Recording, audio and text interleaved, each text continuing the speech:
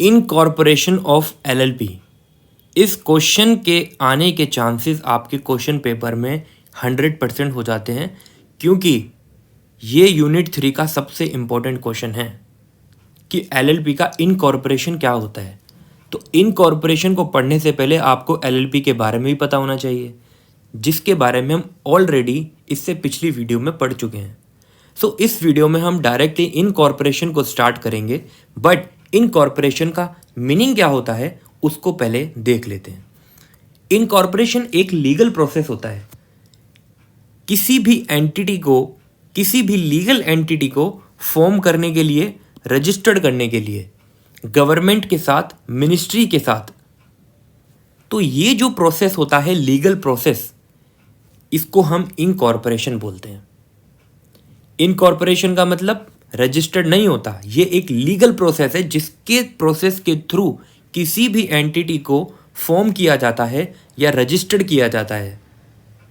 अब हम बात करते हैं कि इनकॉर्पोरेशन से पहले लिमिटेड लायबिलिटी पार्टनरशिप को किन किन चीज़ों की ज़रूरत होती है, यानी कि प्री रिक्विजिट्स क्या होते हैं किसी भी एलएलपी को इनकॉर्पोरेट करने से पहले। सबसे पहली चीज़ कि मिनिमम 2 पार्टनर्स आपके पास ऐसे होने चाहिए, या तो वो इंडिविजुअल हों या फिर बॉडी कॉर्पोरेट हों। ये सब चीज़ों के बारे में हम पिछली वीडियो में पढ़ चुके हैं। अब हम बात करते हैं कि मिनिमम 2 डेजिग्नेटेड पार्टनर्स होने चाहिए, जो कि इंडिविजुअल होने चाहिए, प्लस उनमें से कोई एक पर्सन 182 डेज या उससे ज़्यादा के लिए इंडिया में भी रहना चाहिए, यानी कि रेसिडेंट इन इंडिया होना चाहिए। थर्ड, डिजिटल सिग्नेचर सर्टिफिकेट भी आपके पास होना चाहिए। एलएलपी का नाम होना चाहिए, एलएलपी का नेम स्पेसिफाई होना चाहिए आपके एग्रीमेंट्स के अंदर। एलएलपी के एग्रीमेंट होना चाहिए, फॉर्मेशन उसके सब चीज़ों से, मतलब किस तरीके से आपको करना है, किस पार्टनर्स के किस तरीके से कैसा वर्क होगा, रोल रिस्पॉन्सिबिलिटीज़ किस तरीके से रोल प्ले करेंगी, रजिस्टर्ड ऑफिस कहाँ पर है आपका, उसका प्लेस का नाम आप स्पेसिफाई कीजिए। अब हम बात करते हैं कि एडमिनिस्ट्रेशन वर्क के लिए, यानी कि जो एलएलपी का इनकॉर्पोरेशन है वो कहाँ से किया जाएगा। मैं ये चीज़ पिछली वीडियो में बता चुका हूँ कि limited liability partnership and companies के केस के अंदर ऐसा होता है कि जो एडमिनिस्ट्रेशन वर्क के लिए हम सेंट्रल गवर्नमेंट चूज़ करते हैं, वहाँ पे वो मिनिस्ट्री ऑफ कॉर्पोरेट अफेयर्स होती है। मिनिस्ट्री ऑफ कॉर्पोरेट अफेयर को ही सेंट्रल गवर्नमेंट बोलते हैं कंपनी एंड एलएलपी की लैंग्वेज में। एंड ये जो सेंट्रल गवर्नमेंट होती है, जो मिनिस्ट्री ऑफ कॉर्पोरेट अफेयर है, ये रूल्स इस्टेब्लिश करती है। जैसा कि मैं आपको अपनी सबसे पहली वीडियो में बता चुका हूँ, क्योंकि वो बेस वीडियो थी, उसके अंदर मैंने बताया कि एक्ट कौन बनाता है, रूल्स कौन बनाता है, रेगुलेशंस कौन बनाता है। तो मैंने वहाँ पे बताया था कि जो गवर्नमेंट होती है वो रूल्स बनाती है। तो ministry of corporate affair rules बनाया है किस चीज़ के लिए, इनकॉर्पोरेशन के लिए। एंड उस रूल का नाम क्या है, limited liability partnership second amendment rule 2018। अब अमेंडमेंट का मतलब होता है कि कोई रूल पहले बन चुका है तो उसके अंदर चेंज लेके आई है गवर्नमेंट, तो उसको हम बोलते हैं अमेंडमेंट। अब हम बात करते हैं कि जो ये लीगल प्रोसेस होता है पूरा का पूरा इनकॉर्पोरेशन का, ये किसी ना किसी फॉर्म से तो होता होगा। ऐसा तो नहीं है कि जाके सिंपल एप्लीकेशन दे दो। भाई बहुत बड़ी चीज़ है एलएलपी का इनकॉर्पोरेशन, तो उसके लिए कुछ फॉर्म्स होते हैं, जैसे कि फिलिप एक फॉर्म है जिसको फाइल किया जाता है मिनिस्ट्री ऑफ कॉर्पोरेट अफेयर्स की वेबसाइट से किसी भी एलएलपी को फॉर्म करने के लिए। एंड एक और फॉर्म होता है जिसको हम बोलते हैं एलएलपी रन का मतलब यहाँ पे है कि मतलब जो नेम रिजर्वेशन होता है एलएलपी का, उसके लिए ये फॉर्म होता है। यानी कि एलएलपी को इनकॉर्पोरेट करने के लिए हमारे पास कितने फॉर्म्स लगते हैं, 2 फॉर्म्स। इसको आप एग्ज़ाम में ज़रूर लिखना प्लीज़। पहला है एलएलपी रन एंड दूसरा है फिलिप। इन दोनों फॉर्म्स का आपको अपने आंसर शीट के अंदर लिखना कंपलसरी है, क्योंकि और ये अच्छा इंप्रेशन देगा, बताएगा एग्जामिनर जो भी होगा वो देखेगा कि हाँ भाई बहुत अच्छे से किसी ने समझा है, तभी उसने इस फॉर्म नंबर को लिखा है। अब जो फॉर्म एलएलपी रन है, इसकी फुल फॉर्म क्या होती है, रिजर्व यूनिक नेम।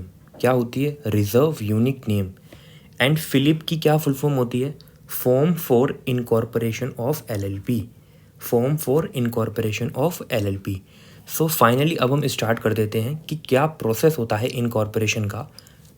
और हाँ, ये जो मैंने प्री रिक्विजिट्स बताए आपको और जो मैंने ये एडमिनिस्ट्रेटिव बताया, ये आप एग्ज़ाम में ज़रूर लिख के आना। अब हम बात करते हैं प्रोसेस की कि प्रोसेस क्या होता है। हम ऑलरेडी ये 2 फॉर्म्स के बारे में पढ़ चुके हैं, ठीक है। सबसे पहला जो आपका स्टेप आता है ना, वो आता है कि आपको डिजिटल सिग्नेचर सर्टिफिकेट लेना पड़ेगा। अब आपको मतलब आपको नहीं, जो डेजिग्नेटेड पार्टनर्स होंगे ना, उनको डिजिटल सिग्नेचर सर्टिफिकेट्स को ऑब्टेन करना है। एंड ये जो आपको ऑब्टेन करना है, इसका फॉर्म होता है मिनिस्ट्री ऑफ कॉर्पोरेट अफेयर की वेबसाइट से। एंड इसकी जो वैलिडिटी होती है वो 2 ईयर्स की होती है। एंड इसके साथ आपका पैन कार्ड भी लिंक्ड होता है, एसोसिएट होता है। एंड इसको आप ऑब्टेन कहाँ से करोगे? गवर्नमेंट एजेंसी से, लाइक ई मुद्रा हो गया, एनएसडीएल हो गया, या फिर आईडीआरबीटी सर्टिफाइंग अथॉरिटीज़ हो गई, मतलब गवर्नमेंट की जो अथॉरिटीज़ होती हैं। अब हम बात करते हैं किसकी? सेकंड स्टेप की। आप देख सकते हैं ये स्टेप हमने कंप्लीट कर लिया। अब हम बात करते हैं सेकंड स्टेप की। सेकंड स्टेप का मतलब है अप्लाई फॉर नेम अप्रूवल। अब अप्लाई फॉर नेम अप्रूवल क्या है भाई? इसका मतलब होता है कि एलएलपी का सबसे पहले हम नाम चूज़ करते हैं कि नेम क्या होना चाहिए। तो जब हम नेम चूज़ कर लेते हैं ना, तो हमें उसको रिज़र्व कराना पड़ता है। तो सबसे पहले तो हमने बात की कि 2 फॉर्म होते हैं, एक फिलिप, एक फॉर्म एलएलपी, रन एलएलपी। जो रन एलएलपी है ये नेम अप्रूवल के लिए होता है। मतलब हम इसके इस फॉर्म को फिल करने के बाद अपना जो एलएलपी का नेम होता है उसको रिज़र्व करवा लेते हैं। अब ऐसा तो ये ना कि भाई आज आपने हो सकता है एलएलपी का कोई नाम चूज़ किया हो, पता चला फ्यूचर में ऐसा ही कोई नाम कोई और लेके आ गया हो। तो इसको सेव करने के लिए, इसका सेफगार्ड करने के लिए गवर्नमेंट हमको एक ना अपॉर्चुनिटी देती है, एक बेनिफिट देती है कि भाई साहब आप एक काम करो, आप ना नेम को रिज़र्व कर सकते हो। एंड नेम को जो रिज़र्व करोगे ना, वो इस फॉर्म के थ्रू करोगे ताकि फ्यूचर में आगे कोई दिक्कत ना आए। तो इसके लिए फॉर्म है, फॉर्म रन एलएलपी। ये पहले जो था वो एलएलपी फॉर्म 1 था, इसके लिए इसको रिप्लेस कर दिया गया है। अब बात करते हैं कि जो मैक्सिमम, अब क्या होता है ना कि आपको ना जो मिनिस्ट्री होती है फिर वो भी चेक करेगी कि आपका जो एलएलपी का आपने जो नेम चूज़ किया है, कहीं वो किसी एक्ट का प्रोविज़न का वॉयलेशन तो नहीं कर रही। ऐसा तो नहीं है कि ऑलरेडी किसी एलएलपी का वो नाम हो, रजिस्टर्ड हो, उसका ट्रेडमार्क हो, पेटेंट हो। तो वो सब चेक किए जाते हैं, इसलिए आपको मैक्सिमम 2 नेम्स देने पड़ते हैं कि हो सकता है कोई एक सिलेक्ट ना हो तो दूसरा सिलेक्ट हो जाए। तो ठीक है, इस चीज़ को आप समझो। तो अब बात करते हैं comply provisions of name reservation. इसकी जो फीस होती है वो 1000 रुपीज़ होती है, ठीक है। एंड अगर एमसीए आपका कोई नेम एक्सेप्ट नहीं करती, देन आपके पास अनदर चांस मिलता है कि आप 2 नाम और चूज़ कर सकते हो। एंड इसका जो टाइम पीरियड होता है ना नेम रिजर्व करने का, वो 90 डेज़ का होता है। एंड अगर आपकी रजिस्ट्रेशन जो एप्लीकेशन है वो 90 डेज़ के अंदर, ये सुनो, ये रजिस्ट्रेशन एप्लीकेशन का मतलब जो ये वाला फॉर्म है फिलिप वाला, अगर ये आपने 90 डेज़ के अंदर फिल नहीं किया फॉर्म रन को फिल करने के बाद, देन आपको क्या करना पड़ेगा, वो जो नाम होगा वो आपका नेम एक्सपायर हो जाएगा, देन आपको नई एप्लीकेशन लगानी पड़ेगी। Third step, preparation of document for incorporation of an LLP. अब देखिए, जैसे ही आपका नेम अप्रूवल हो जाएगा मिनिस्ट्री के द्वारा, तो आपको कुछ नीचे दिए गए डॉक्यूमेंट्स हैं जिसको प्रिपेयर करना है। आपको अपना एड्रेस प्रूफ रखना है कि अगर एलएलपी का जहाँ पे ऑफिस है अगर वो रेंट पे है तो रेंट एग्रीमेंट चाहिए। अगर आपका खुद का है तो कन्वेंस डीड चाहिए। कन्वेंस डीड मतलब होता है एक तरीके से ऐसी डीड, ऐसा डॉक्यूमेंट जिस डॉक्यूमेंट के थ्रू किसी का राइट ट्रांसफ़र हुआ है, यानी कि एक तरीके से सेल डीड टाइप का ही। ओके, लेकिन ये उससे थोड़ा सा अलग होता है, ये मैं आपको डिटेल में अभी नहीं बता सकता। दूसरी, बस आप इसको याद कर लीजिए। अब दूसरी चीज़ है एनओसी, नो ऑब्जेक्शन सर्टिफिकेट। अगर आप रेंट पे हैं तो ओनर की प्रॉपर्टी का चाहिए। एंड आपको यूटिलिटी बिल्स चाहिए, जैसे कि इलेक्ट्रिक बिल हो गया, ठीक है, मतलब या फिर वाटर बिल हो गया। ये भी आपके मतलब 2 महीने से पुराने नहीं होने चाहिए। सब्सक्रिप्शन शीट चाहिए आपको, डिजिटल सिग्नेचर सर्टिफिकेट्स भी चाहिए। तो ये आपको याद करने पड़ेंगे। अब हम बात करेंगे फिलिप फॉर्म को फिलअप करने के लिए। अब ये जो फॉर्म है ये सबसे ज़्यादा इंपॉर्टेंट है। क्यों? क्योंकि ये जो है सिंगल विंडो फॉर्म है, इसके थ्रू बहुत सारी सर्विसेज अवेल की जाती हैं एलएलपी के द्वारा। सबसे पहली चीज़, इस फॉर्म के ज़रिए आप अपनी सारी इन्फॉर्मेशन मिनिस्ट्री के साथ इन्फॉर्म कर दोगे उनको। एंड ये जो है फॉर्म 2 को रिप्लेस कर देता है। पहले फिलिप फॉर्म की जगह फॉर्म नंबर 2 था। तो ये जो है सिंगल विंडो फॉर्म होता है, मतलब इसके थ्रू आप बहुत सारे पर्पस होते हैं उसको अचीव कर सकते हो, जैसे कि DPIN number, designated partnership identification number, director identification number को आप इसके लिए अप्लाई कर सकते हो। यहाँ पे आपको नेम अवेलेबिलिटी का भी ऑप्शन मिल जाता है एंड रजिस्टर्ड ऑफिस के लिए भी ऑप्शन मिल जाता है, ठीक है। अब बात करते हैं कि देखो क्या होता है ना कि अगर आपने स्टार्टिंग में एलएलपी का फॉर्म भर के एलएलपी को रजिस्टर्ड कर लिया, देन आपको फ्यूचर में भी तो जो डेजिग्नेटेड पार्टनर्स होते हैं उनको डीपीआईएन नंबर के लिए अप्लाई करना पड़ता है, तो उसके लिए अलग फॉर्म होता है। तो गवर्नमेंट कहती है भाई सिंगल विंडो फॉर्म है, कोई ज़्यादा दिक्कत नहीं है, आप ये जो फिलिप फॉर्म भरोगे ना इसी के साथ में ही आपको अलग से फॉर्म भरने की नीड नहीं है। हम आपको एक बेनिफिट दे रहे हैं कि जो 2 डीपीआईएन नंबर यानी कि 2 डेजिग्नेटेड पार्टनर्स ईजीली अपने 2 डीपीआईएन नंबर को अप्लाई कर सकते हैं इस फॉर्म के ज़रिए। एंड बाद में क्या लिखा है कि अगर 2 से ज़्यादा चाहिए तो भाई इनकॉर्पोरेशन होने दो, इनकॉर्पोरेशन के बाद आप DIR 3 फाइल कर देना, देन आप इजीली 2 या 2 से ज़्यादा डीपीआईएन नंबर के लिए या डिन के लिए अप्लाई कर सकते हो, ठीक है। अब बात करते हैं कि ये जो फॉर्म होगा फिलिप फॉर्म को अटेस्ट किया जाएगा किसके द्वारा, जितने भी पार्टनर्स हैं उनके डायरेक्टर्स, मतलब उनके जो डिजिटल सिग्नेचर सर्टिफिकेट्स होंगे उसके थ्रू, एंड सर्टिफाई किया जाएगा। सर्टिफाइड मतलब देखा जाएगा, अच्छे से समझा जाएगा, उस पर स्टैम्प वगैरह लगेगी। प्रैक्टिसिंग, मैंने क्या बोला, प्रैक्टिसिंग, जितने भी प्रोफेशनल्स होते हैं ना जैसे CA CS CMA, इनके पास 2 ऑप्शंस होते हैं। एक तो ये लोग होते हैं एम्प्लॉयमेंट वाले, एक होते हैं प्रैक्टिसिंग वाले। एम्प्लॉयमेंट वाले कंपनीज में काम करते हैं, प्रैक्टिसिंग वाले अपने अलग चैम्बर में या फिर अपने इनके ऑफिस होते हैं वहाँ पे प्रैक्टिस करते हैं। तो practising company secretary, practising chartered accountant या प्रैक्टिसिंग कोस्ट मैनेजमेंट अकाउंटेंट, इन तीनों में से किसी से भी आप सर्टिफाई करा सकते हैं फिलिप वाला फॉर्म, ठीक है। तो अब मैं आपसे बात करता हूँ कि application processed for approval bye, इसमें जो प्रोसेस किया जाता है वो CRC के थ्रू किया जाता है, यानी कि सेंट्रल रजिस्ट्रेशन सेंटर। एक तरीके से ये ROC ही होती है। अगर रजिस्ट्रार ऑफ कंपनी ऐसा कुछ देखती है कि उसको लगता है कि फर्दर डॉक्यूमेंट या इंफॉर्मेशन मंगवाने चाहिए, ठीक है, देन उस केस के अंदर जो LLP है वो रीसबमिशन करेगी वो सारे डॉक्यूमेंट्स जो कि बाद में मंगवाए हैं। अभी तो हमने अपनी इन्फॉर्मेशन फाइल कर दी ना, अभी हमने क्या पढ़ा था, हमने इन्फॉर्मेशन फाइल कर दी फिलिप वाले फॉर्म में। लेकिन अगर ROC सेटिस्फाइड नहीं होती, क्योंकि गवर्नमेंट का मामला है यार, उनको अगर ठीक नहीं लगता तो वो कुछ भी बोल सकते हैं आपसे कि ये डॉक्यूमेंट लेके आओ, वो डॉक्यूमेंट लेके आओ।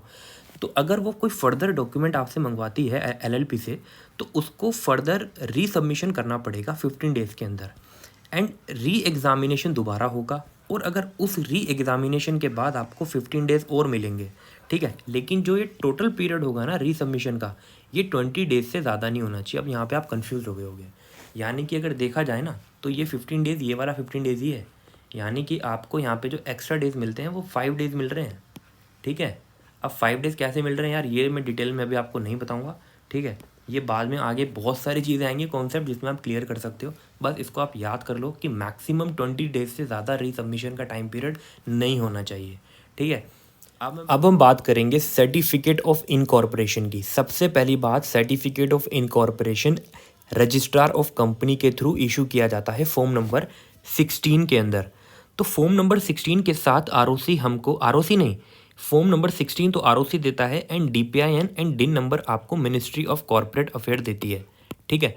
तो अब हम बात करते हैं कि ये सब चीज़ें जब भी इशूड होती हैं जब ROC अप्रूव कर देती है सारे डॉक्यूमेंट्स को, एंड इसमें जो रजिस्ट्रार ऑफ कंपनी होती है वो सर्टिफिकेट ऑफ इनकॉर्पोरेशन के अंदर LLPIN नंबर भी देती है। जिस तरीके से कंपनी का कॉर्पोरेट आइडेंटिफिकेशन नंबर इशू किया जाता है, उसी तरीके से LLP का limited liability partnership identification number होता है। एंड इसके अंदर जो date of certificate of incorporation होती है वही आपकी डेट ऑफ LLP की इनकॉर्पोरेशन मानी जाती है। ये कोर्ट के अंदर एविडेंस भी बन सकता है, क्योंकि अगर कभी कभी क्या होता है, लोग कहते हैं कि ये मेरी LLP है, वो मेरी LLP है, मतलब डिस्प्यूट क्रिएट हो जाते हैं। देन उन डिस्प्यूट के चलते हुए जो सर्टिफिकेट ऑफ इनकॉर्पोरेशन है ये कोर्ट के अंदर एडमिसिबल हो जाता है, एडमिट कर लिया जाता है एज अ एविडेंस। अब हम बात करते हैं कि पैन एंड टैन। तो टैन जो है वो उन लोगों के लिए है कि जो LLP अगर TDS डिडक्ट करेंगे तो उनको टैन की नीड होगी। तो टैन मतलब होता है जिसका मतलब टैक्स डिडक्ट अकाउंट नंबर, ठीक है। मतलब ये जो टैन नंबर होता है ना, ये उन्हीं को लिया जाता है जो TDS काटते हैं, ठीक है। और पैन तो आपको पता ही है, नॉर्मल SSC जो होता है, SSC का मतलब जो टैक्स पे करता है, ठीक है, तो उसको पैन की नीड होती है और वैसे भी लोगों को पैन के लिए अप्लाई करना चाहिए। तो पैन जो है या तो एप्लीकेशंस के थ्रू भी मिल जाता है या फिर इनकम टैक्स डिपार्टमेंट को अगर लगता है कि किसी को पैन इशू करना चाहिए तो भी वो इशू कर देते हैं। तो पैन के लिए जो एप्लीकेशन लगाते हैं पैन कार्ड के लिए, वो आपको फॉर्म नंबर 49A के अंदर लगाई जाती है, और वही एप्लीकेशन अगर आप 10 के लिए लगा रहे हैं तो फॉर्म नंबर 49B के अंदर लगाई जाती है। एंड ये जो एप्लीकेशन लगाई जाती है ये इनकम टैक्स डिपार्टमेंट को लगाई जाती है। किसको लगाई जाती है? इनकम टैक्स डिपार्टमेंट को। बात करेंगे कि drafting and filing LLP agreement. अभी तक हमने फाइनली पूरा का पूरा इनकॉर्पोरेशन पढ़ लिया। सबसे बड़ी बात ये है, ठीक है, तो यानी कि अब आप किसी भी LLP को रजिस्टर्ड करा सकते हैं, फॉर्म करा सकते हैं मिनिस्ट्री ऑफ कॉर्पोरेट अफेयर्स की वेबसाइट पे जाके। तो अब हम बात करते हैं कि सारी चीज़ें होने के बाद अब आपको क्या करना है। ड्राफ्टिंग करनी है, फाइलिंग करनी है LLP एग्रीमेंट की। एंड ये जो है ये आपको फाइल करना होता है MCA की वेबसाइट पे 30 डेज़ के अंदर इनकॉर्पोरेशन से, ठीक है। अगर डिले हो गया, गवर्नमेंट का मामला है ना भाई, इतना थोड़ी है कि आपके लिए बैठे हुए हैं। अगर डिले कर दिया आपने 30 डेज़ के बाद अगर आप करना चाह रहे हैं तो फिर आपको पर डे के हिसाब से, उस 30 डेज़ के बाद पर डे के हिसाब से 100 रुपीज़ की पेनल्टी लगेगी जब तक आप एक्चुअल फाइलिंग नहीं कर दोगे। तो इसके अंदर क्या क्या कंटेन होगा आपके एग्रीमेंट के अंदर? आपके LLP का नाम, एड्रेस सारे पार्टनर्स का, क्या बिजनेस ऑब्जेक्टिव है आपका, कहाँ पे आपका प्लेस ऑफ बिजनेस है, रजिस्टर्ड ऑफिस कहाँ है, आपके शेयरिंग रेशियो क्या है, ड्यूटीज़ एंड राइट्स क्या हैं पार्टनर्स की। एंड देखिए, जब भी कोई एग्रीमेंट बनता है ना तो इंडियन स्टैम्प एक्ट के थ्रू आपको स्टैम्प ड्यूटी भी पे करनी पड़ती है। क्यों? क्योंकि एग्रीमेंट क्या होता है कि राइट्स एंड लाइबिलिटीज़ को ट्रांसफ़र करता है। तो कोई भी ऐसा डॉक्यूमेंट जो किसी की राइट्स एंड लाइबिलिटी को ट्रांसफ़र करता है उसके ऊपर स्टैम्प ड्यूटी पे करनी पड़ती है। अब मैं बात करता हूँ कि signature of partners and attestation by witness करना पड़ेगा आपको। एंड फाइनली वो जो एग्रीमेंट है वो आपका एग्जीक्यूटेड हो जाएगा एंड आप इजीली अपना LLP का बिजनेस स्टार्ट करो, अच्छे से मज़े लो। मेरी वीडियो को लाइक करो, चैनल को सब्सक्राइब करो, क्वेश्चन 100% आएगा। एंड आगे आने वाली और वीडियोस के लिए प्लीज़ मेरे चैनल को सब्सक्राइब कर दीजिए, और अगर वीडियो पसंद आई तो कमेंट ज़रूर करना। मिलते हैं इसकी नेक्स्ट वीडियो में। Block second complete.